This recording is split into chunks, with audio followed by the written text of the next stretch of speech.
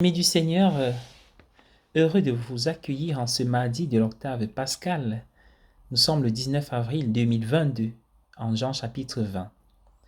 Installez-vous bien, c'est parti pour la halte spirituelle.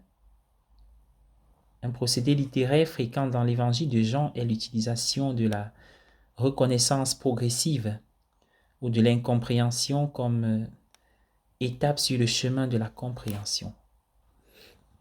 Voyons par exemple les passages concernant Nicodème, la Samaritaine. Et dans le passage d'aujourd'hui, nous le retrouvons une fois de plus. Marie a d'abord pensé que Jésus était le jardinier.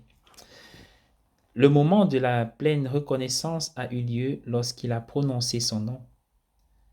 Cela a une grande résonance dans les Écritures, du début à la fin. Le Seigneur dit à Moïse, « Je suis satisfait de toi et je te connais par ton nom. » Se référant à lui-même, Jésus dit, « Celui qui entre par la porte est le berger de ses brebis. Les brebis écoutent sa voix, il les appelle par leur nom et les fait sortir. » Une foi qui ne va pas jusqu'au fond de l'existence personnelle n'est pas une foi mais une théorie. Même la théologie n'est pas la foi. Une personne peut connaître une grande quantité de théologie mais n'avoir aucune foi. J'ai entendu une femme décrire son mari ainsi, il s'intéresse beaucoup à la religion, mais il n'a pas la foi. Inversement, une personne peut en savoir peu sur la religion, mais avoir une foi profonde. Saint Thomas d'Aquin disait qu'une vieille dame, una vetera, selon la traduction, peut avoir plus de foi qu'une foule de théologiens érudits.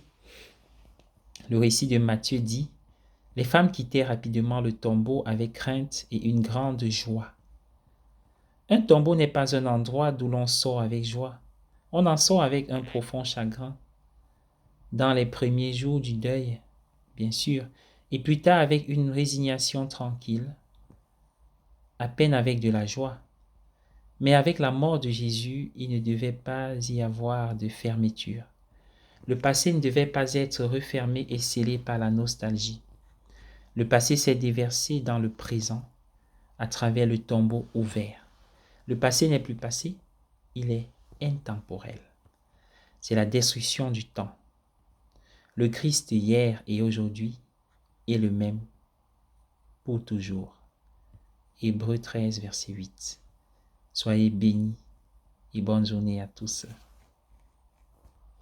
Je vous salue Marie, comblée de grâce, le Seigneur est avec vous. Vous êtes bénie entre toutes les femmes, et Jésus, votre enfant, est béni. Continuons ensemble.